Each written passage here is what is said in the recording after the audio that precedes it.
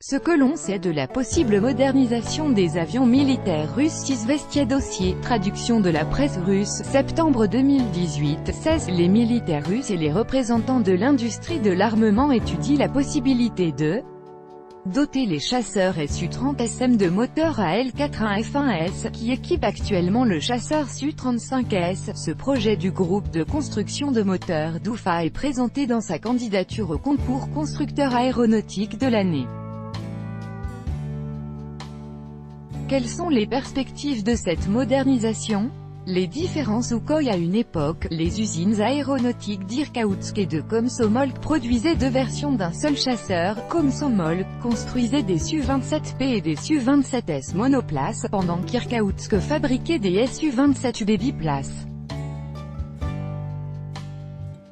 À la fin de la période soviétique a été créé le premier Su-30 sur la base du Su-27UB, pensé à l'époque comme le futur avion de commandement pour l'aviation de chasse des forces de défense anti-aérienne de l'URSS, écrit vendredi 7 septembre le quotidien Izvestia.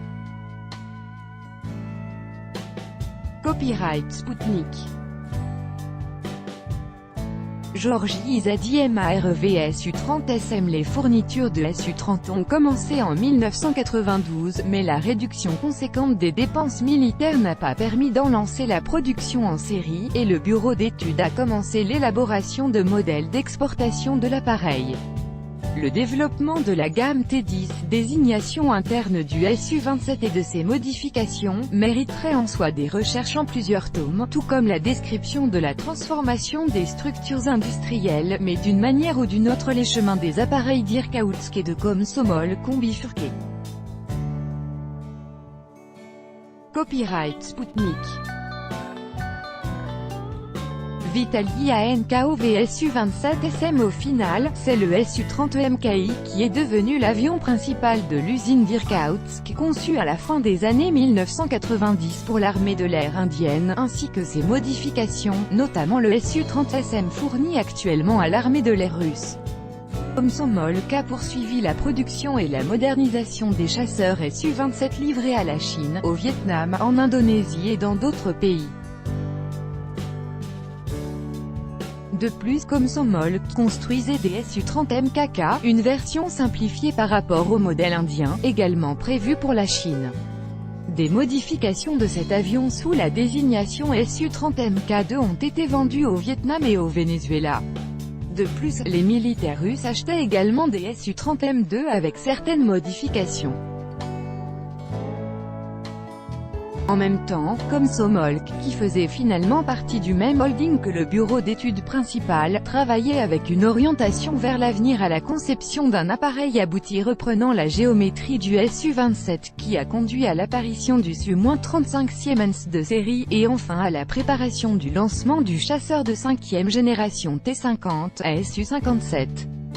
Depuis le milieu des années 2000, Irkoutsk travaillait sur un avion de ligne moyen courrier MS-21 qui est en essai actuellement. Le développement autonome du Su-30 MKI et du Su-35 les a considérablement éloignés. Les appareils se distinguent également de par leur aspect. Outre la différence entre les cabines monoplaces et biplaces, on remarque la présence d'ailerons avant horizontaux et plusieurs autres détails moins visibles sur les Su-30 MKI et ses modifications. À l'intérieur, la différence est encore plus frappante. Les deux appareils disposent de radars différents, N011 MBAR pour le Su-30 MKI et ses modifications, et N035 Irbis, plus moderne, pour le Su-35S. L'avionique est différente et, enfin, les avions ont des moteurs différents. Les Su-30 MKI sont propulsés par les moteurs AL-31FP, une version modernisée des AL-31F pour les Su-27, dotée d'un vecteur de poussée variable et d'autres améliorations. Les Su-35S sont équipés d'AL-41F1S, aussi connu comme ISDELI 117S. Entre autres, ces moteurs se distinguent par une poussée supérieure, plus 1,5 ts pour chaque turbine, par rapport au AL-31FP, et leur utilisation a exigé avant tout une modification de la structure, notamment l'élargissement de la gaine des prises d'air. Les autres éléments ont également significativement changé, la part des alliages légers et des composites du Su-35 a nettement augmenté. Dans l'ensemble, le Su-35S, qui ressemble beaucoup en apparence au Su-27, n'a gardé que l'aspect extérieur de son prédécesseur.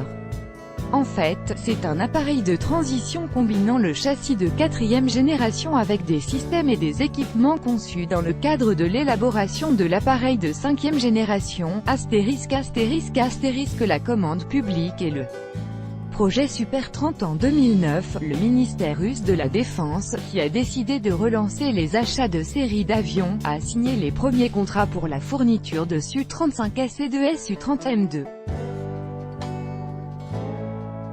Cependant, les problèmes liés à la mise en place de la production en série des Su-35S, qui ont pu être réglés seulement au milieu des années 2010, ont débouché sur la commande en 2012 de chasseurs Su-30SM, la version du Su-30MKI indien pour l'armée de l'air russe. Le Su-30SM est finalement devenu le chasseur principal des forces russes. Au total, l'armée de l'air et l'aviation de la marine ont commandé 116 appareils de cette classe, dont plus de 100 ont déjà été mis en service.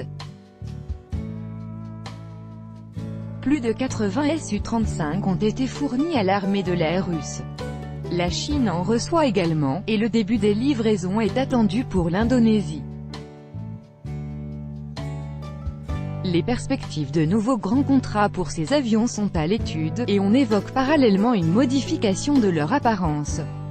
Il est notamment question du projet Super 30, une version possible de modernisation des Su-30MKI déjà livrés à l'Inde. Parmi les changements envisagés figure l'éventuelle installation de moteurs AL-41 sur le nouvel appareil. Le modèle d'exportation a finalement intéressé les militaires russes qui ont également besoin de moderniser leurs avions et, entre autres, de les unifier. Le rapprochement entre le Su-30SM et le Su-35S, notamment par l'utilisation des mêmes moteurs, devrait simplifier la maintenance et réduire le coût de production des AL-41 grâce à l'augmentation de la production.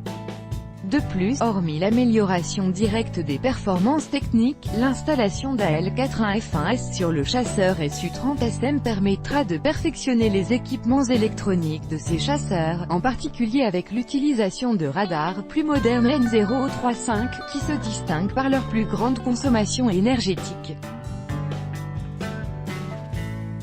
Comment pourrait évoluer la situation à terme? Voici les scénarios envisageables.